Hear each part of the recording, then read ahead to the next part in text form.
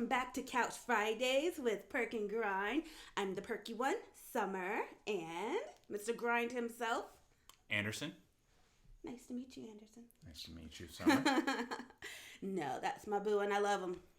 And we are back for another episode of Couch Fridays, which were mainly inspired by the current state of things and the fact that we shouldn't go out anywhere, even for date nights, and that brought us to where we are, this couch, where we spend most of our available free time as a manner to be more considerate to ourselves and to our neighbors. Yeah. So yeah, that, spawned a lot of time spent playing video games, a lot of time spent watching movies, but mostly video games. Yes. And we thought, how better, to... Let's make a thing of it. Yeah, let's do a channel. It's date night, yeah. So yeah, he's the gamer. I try to play the video games. I'm just not good. You are a gamer, but you still have your joy.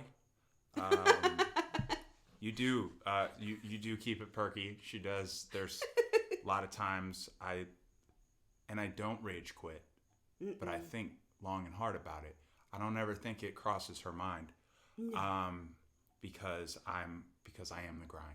Yes, because I have you to hand the controllers to. And I have the experience, and I have the time, and I have the frustration, and I have the jadedness. She's just a perk. So it works. It does. It works out. And that's where we find ourselves. So, yeah, we're in another episode of Couch Fridays. Yeah. And we're still stuck playing Ghost of Tsushima. Woohoo! Been a blast so far. So far, so good. And that's where we find ourselves at the start. Is going in and getting closer to saving Taka. Gotta get little brother out. Yeah, once we get that done, he gives us a pretty cool grappling hook. We can move on with the story once we get that done. We didn't play that much to begin with last week. Yeah. But this week we put in some good amount of hours. Yeah. Trudging through, so. Yeah, I think we got significantly far enough in the story, towards the end of it. We first had to once we got Taka free, he made us the grappling hook. The grappling hook. We did we got a little bit more in depth with the straw hat Ronin. Can I just say that I love the straw hats. I love the straw hats, guys. I love Ryuzo even after what he pulled at Castle Canada. I just like the hats. Yeah, you're gonna see all the guff and all the grief and all the flack that I get over these damn hats. You guys, if someone can make me a hat, I'll buy it. It's so cool. Send you a game code. If you'll get her off my hands with straw hat. I'll send you a game code to whatever game you want. I don't care. I just want that hat. It's the coolest part of the game right now, or other than standoffs. But yeah, we've come a long way with the story. Yeah. But also with the side missions. Yeah. Yes. Exactly. There's a lot of development outside of the immediate campaign. There's things you have to do in support of the people that you are asking to support you in your campaign. It's very much a I scratch your back, you scratch mine type of thing, because they're not going to just say yes. Yeah. At the same time, I thought in linear fashion that I would have to, like for Masako, for example, she has 9 parts of her tail. Her tail. 9 parts of her tail. And I'd only done like 5 of these going into the end of where we left off, which was assembling all of our group. Yeah. And going at Castle Canada. And I honestly didn't think she'd show up. I was like, okay, game's probably got it rigged. If I don't have her entire thing done, she's not weighing in. She weighed in. And what a difference. Been cool, though. Yeah, it would have been. It would have been. It also would have been really constraining. It's good to know that really that's what keeps their story compelling, is being able to, I can, after we get out of Castle Canada, I will presumably still be able to finish up with Masako, because she did say something to me when she showed up before the battle. She goes, I guess we'll have to finish later. My justice can wait. Is basically what she indicates to us. And I was like, oh, that's interesting. Between her and my dude Sensei with the bow. Kenji? No, not Kenji. Kenji is the guy that... Sogen. No, not Sogen. Okay. His name starts with an I. But he was the bald-headed dude with the little tuft. Yeah, with the bow.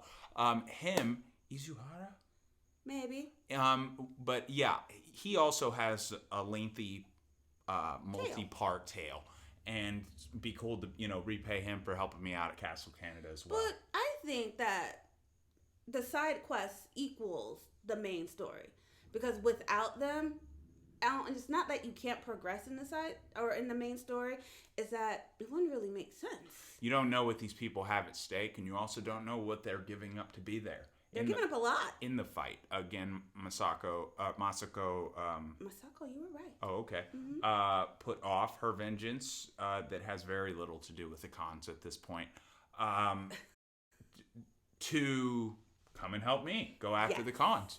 So that, like I said, it splits, but the fullness of that story, I guess what you're saying is that you can appreciate you can appreciate having them there once you played their story. Yes. It plays the entire story to a fuller degree. The different branches of the tree, of this very same tree. Yeah. I don't know. I just think it adds more weight to the story. But speaking of the story, I think the story, since when we began the game to where we are now, has taken a bigger, wider direction. Yeah. When you go to Castle Canada, by the way, spoilers, if you guys haven't realized that by now, spoiler alert.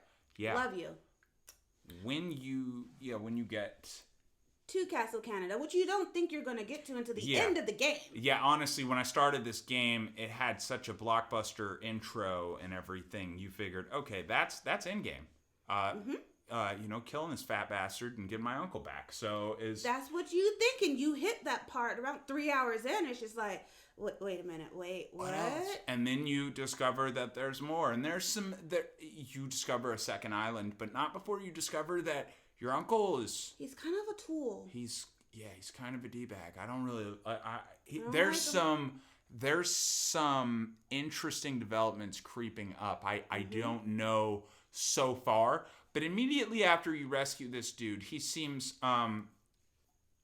entitled, pretentious. Ooh, better, yes. Yeah, and he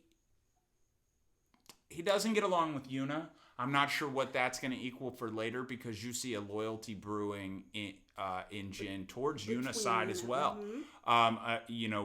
New as it is, I do believe that loyalty might end up rivaling Shimura's later on down the line. I agree. I think Shimura is becoming, he's an old dog stuck in he can't learn new tricks right now. Yeah. And which is fine if you're stuck in your ways, but the people who just risk their lives with a little mini militia to storm an entire castle of Mongals to save you, and all you can do is criticize. Yeah, ninjutsu saved you, not the code of not samurai. Your samurai code. Mm-hmm. So it that very much. So I like the development of that, the nature of kind of put me in my place, so to speak, from where I thought this game was going to go, and definitely where I thought it was going to end. We don't know now, and there's a much grander scale to this game, a grander tale, and a larger scope to how they're going to tell it. And that really, getting to the larger scale of this, is there's so much, even outside of the side missions, which we said are integral to the main story. There's so much to do outside of it. You can your stupid golden birds, and the hot springs. They're not stupid. First of all, take it back. And following the foxes. Take it back. I'll take it back. Following the foxes, there's different things that you can do that really show the grand scale, again, using that phrase, of this game. And going into that more specifically, right after, all is said and done and we rescue Ankh, we learn there's a second island, basically, a second territory where the enemies are harder, and some of them wear straw hats now, just saying. A lot of stuff happened at that castle, which really is going to offset the second play of this game, the second act of this game. And that's where we find ourselves. So But so far, I'm liking it. There's some other smaller things that keep it interesting. I know you'll probably say standoffs. Standoffs. Don't be taking my answers. I mean, everybody knows you love standoffs. I love standoffs. It's everywhere. Guys. It's in the game. It's in the audio. It's in the description below. The standoffs to me make the game more interesting. I'm not playing. So when you go into a standoff, it's like, all right, here we go. We're gearing up. And now you can do, singular standoffs, and then you can do sequence standoffs, and that's just more blood, slash them up. 3 chops, 3 bites. I love it. And I think that makes the game progress a little bit more because you're not stuck in a battle with all these people. You can just go 1, 2, 3, 3 dead bodies. You can definitely approach a battle or a skirmish differently when you can, you can stand off. When you can stand off, you can take them unawares, make them 3 light just from the start. Boom, boom, boom. And they're dead. I like the standoffs. That's a really interesting, and then that it develops, that you can stack on top of it as you earn things. I like that. Another thing is the character development. Well, I do love Masako. Masako is my number 1 right now in this game. She's she's powerful, she's ambitious, she's vengeful, she's angry, and she is going to have her vengeance. She's dedicated to her what was her family, and she will see them avenged, and I love that about her. She's not gonna cower. Yeah, she very strong female parts. At least 2 so far. At least that Masako are killing and Yuna that are just killing the game. They're leading the game. They are the story drivers. Jin, Yuna, to me, is along for the ride. Yeah, really, Yuna especially in terms of how the namesake of the friggin' game. But another character that isn't getting any love right now, but the voice acting with this dude, Ryuzo. Ryuzo. Open the Gates was heartbreaking. That was hard to watch. I was like, wow. You see one of the, character development. You see this dude who you think is going to be a dope, he's a badass through and through, but you think he's going to be, an ally from the start, and he turns into a traitor. He's a traitor if he's a mercenary. He is a mercenary. B, you understand his reasonings, and C, in such an emotionally compelling turn of events, you see he does not want to go along with this. But he's doing it out of necessity. Yeah, you got to feed your men. So I gotta say, with the characters, they're so, you think one thing at first and then you learn another. I thought Shimura would be ride or die for that. I was ready. Gray old stoic dude. But now I'm just like, you're an antiquated dinosaur. Don't like you. Time for you to move on. So the development that you at first, I think you've loved Khan the whole time, but I'm starting to wise up. I think I'm starting to sympathize with him more and more. Who, Khan or Shimura? Khan. I love Khan. But you do, because he's awesome. But outside of that, I mean, like, with his reasoning, there's some very Thanos reasoning to his whole campaign, and it's it's further developing as you get to know him. His warfare. He's not just brute strength. He's playing a psychological game with Shimura, and it's beautiful and fun to watch. Yeah, you see some serious psyops. Yes, there is no waterboarding. There's no torture. He's just getting in that head. Just talking to you from the other side of the bars. And that's it. And you're not even on a nasty side of the bars. You're in a lovely little cell. There's always candles lit in the background. You're good. But he's playing with that head, and I think that's more devious than, chopping off someone's fingers. I love that about, not evil, but a person who wants to have their way. Yeah. He's going to go a different route, and I'm digging Khan. Khan makes me happy. Liking the characters. The characters are great. Another thing, going back to, kind of with the standoffs, but not so much, is with the basic elements of combat, not just during the stories, is the stances. You get stances by getting warlords. Warlords are typically a dime a dozen as far as situationally. They're not just part of story missions. You can run up on a Mongol encampment. You can find a warlord or two. Or it's not just a warlord. It's a warlord or a leader. And take them out. And that keeps you incentivized to keep doing the more side mission-ish skirmishes and battles. Yes. And it's really cool to see the difference of the stances and how they play out in different kinds of enemies with different kinds of weapons. Facts, because they do go into that. And even when you're learning fencing or dueling or whatever, there are different stances depending on what you're learning or even what book you're reading, you know, because if you're reading high fantasy, you got certain stances there. Whatever. I'm a nerding out here. And I love the fact that they incorporated the different types of stances. And it's just not, I have a katana, I'm just going to slash. It's more, I'm going up against another swordman, so I'm going to take stone stance. I'm going up a shield, so I'm going to go high with water stance. I'm going to try to break that shield. I want to do wind stance with everything because he dances and it's beautiful. I literally can advocate for wind stance with any weapon. I don't care if he's holding a gun. I'd be like, wind stance! Wind!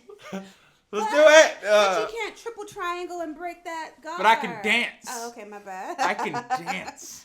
The stances are I can great. spin and jump and dance. It's beautiful. The dances or the stances are great. Along with the stances are... Oh, real quick. What's If you're fighting somebody with a spear and you're not in wind stance, you're in trouble. you are so wrong. Because all it takes is to do the dancey move that regularly any other enemy can block. Do with spear, can't block it. Wind stance for spears. Or you're wrong. Go ahead. Go ahead. You're right. The one thing I do wish this game had more of to go with the stances is that your armor also had some type of benefit other than just looking good. Yeah, it's just like very... It's just there to look pretty. It's just cosmetic. And you can see that when you can opt to have the option of taking your shoulder blades off and all this stuff. And shoulder it looks like... pads. And you know that's protecting your shoulder and your neck area. Yeah. But you can take that off and you still have the same amount of health. You don't need your helmet. You don't need any of that. But it is cool to be able to see the authentic parts of the suits.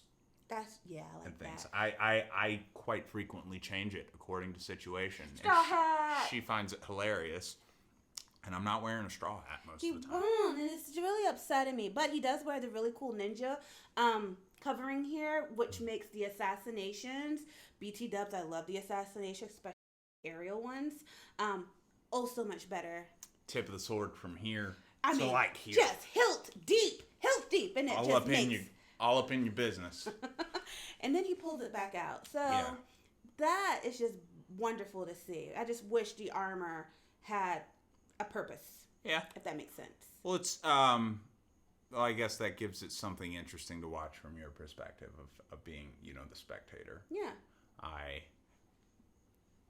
guess I don't really think of it that way that often. Oh. Things that, you could particularly take away with this only being as a viewer, only being as a spectator. Who wants to see you in a straw hat? No? Okay. Love you. You can recommend that I wear a straw hat. It won't be recommend heard. It'll be heard. I hear it. I also edit these videos, so I hear it so much. Yeah, so much.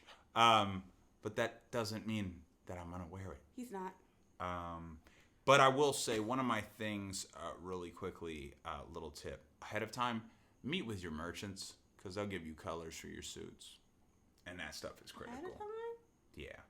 I waited a little while, like probably a few hours longer than I should have before I paid them any mind. I should have paid them sooner mind.